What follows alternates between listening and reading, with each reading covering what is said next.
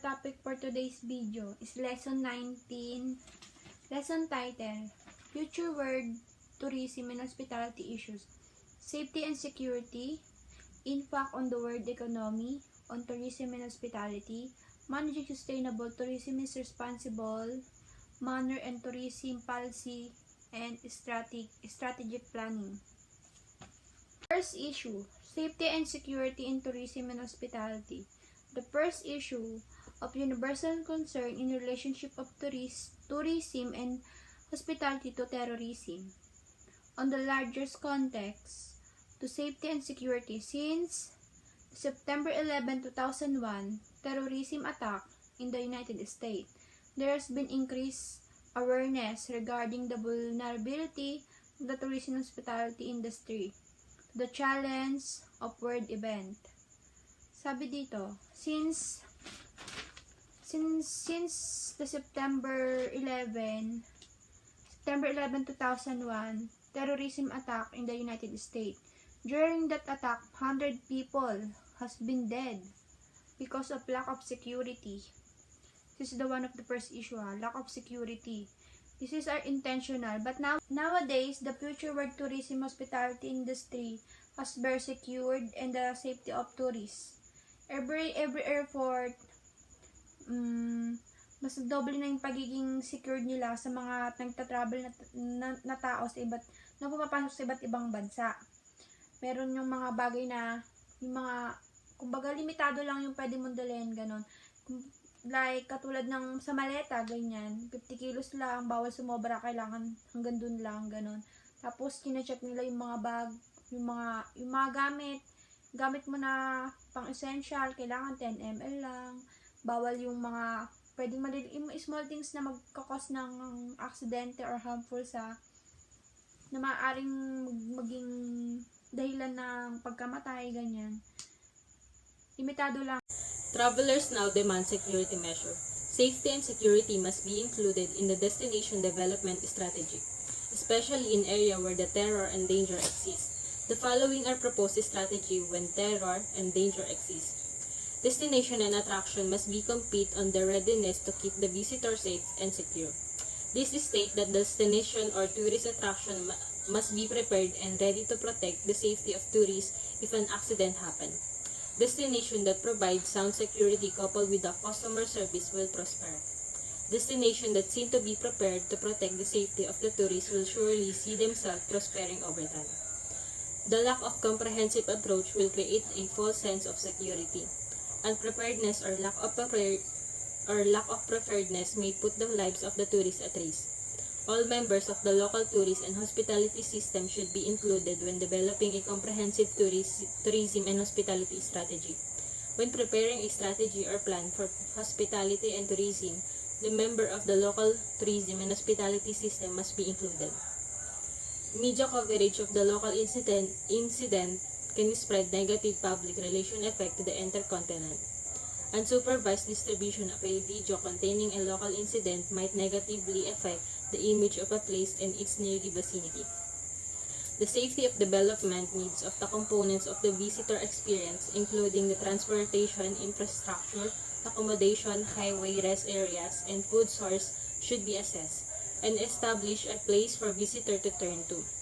If a tourist attract were to occur and openly communicate the location and purpose of the center in advance in case of any threats. The impacts of the world economy on tourism and hospitality.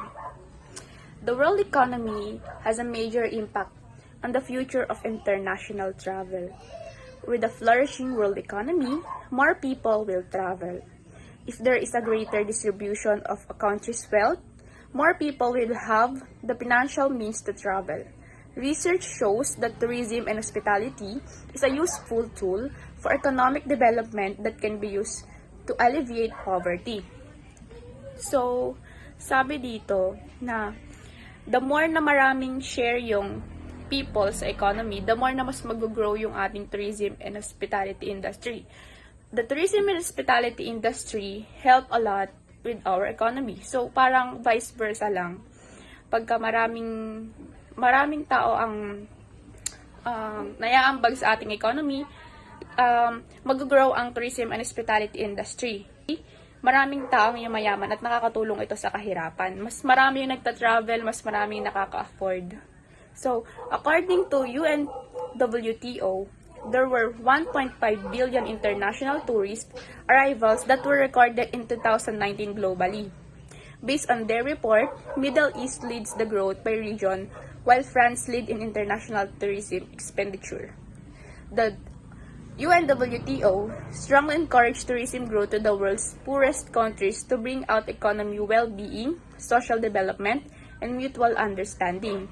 If other regional organizations such as Asia-Pacific Economic Cooperation or APEC, the Organization for Economic Cooperation and Development, and others will place tourism and hospitality as high priority.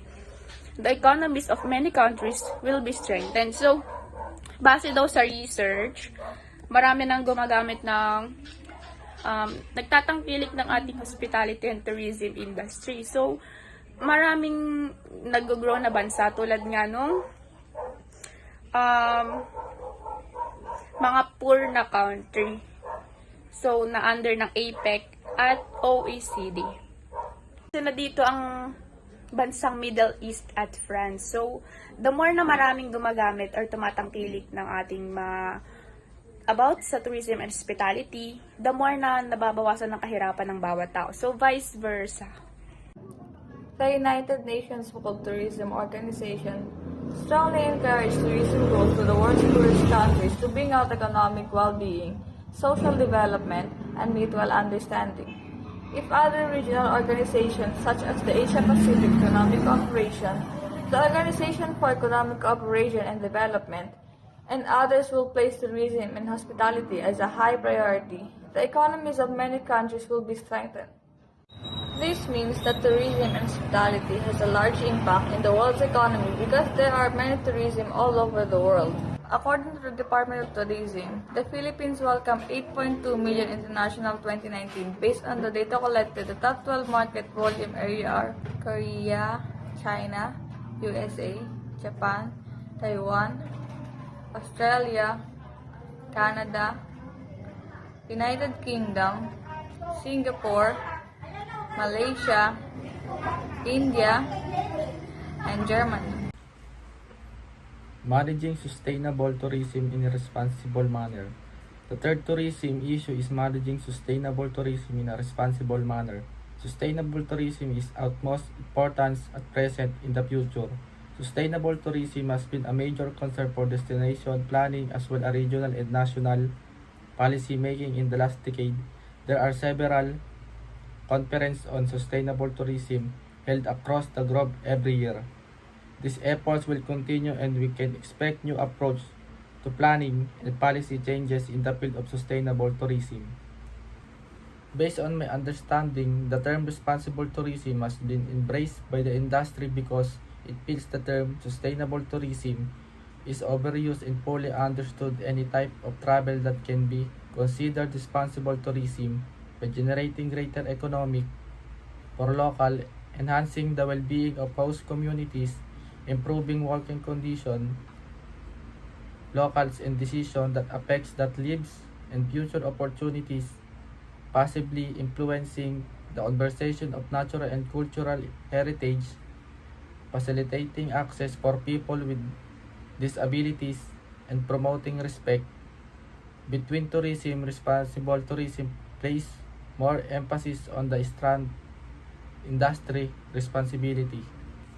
Additionally, it aims to reduce any unfavorable social, economic, and environmental effects. As stated by its definition, responsible tourism is about making better places for people to live and better places for people to visit in that order. Tourism policy and strategic planning. The fourth issue is tourism policy and strategic planning. The sustainable benefits of tourism and hospitality for local communities will continue to grow in importance.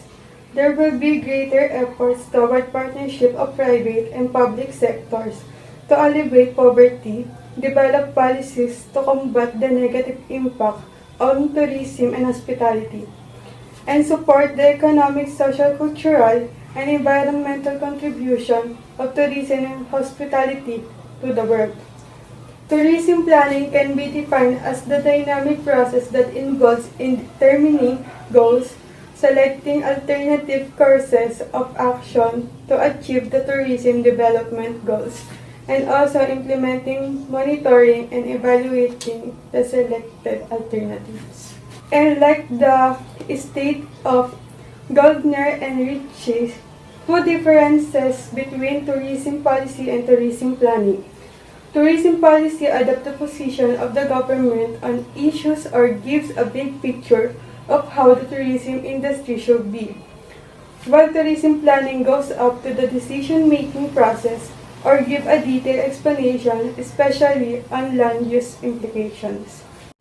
Developing new tourism and hospitality project, maintaining present destination, and improving travel-related facilities and service require comprehensive policies and detailed plan that combine local needs, market competitiveness, and tourism and hospitality sustainability, destination, sites, and countries that formulate policies and implement detailed strategies plan will be able to sustain their tourism and hospitality products in the future when the policies and plans include all aspects of tourism and hospitality and promote the concept of cooperation and competition. The opportunities for future success are greatly intensified. By developing tourism can generate both negative and positive impact. Without tourism planning, it can damage both the natural resources like water, plants, and cultural resources like monuments, shrines, historical buildings, etc. Tourism planning is important because the tourism industry is wide and needs guidance or else it falls. By creating plans and strategy, destination provide an example that other destinations can follow to improve tourism in their area. It ensured that the destination is consistent with changing market trends, constantly addressing tourists and residents' needs as they arise.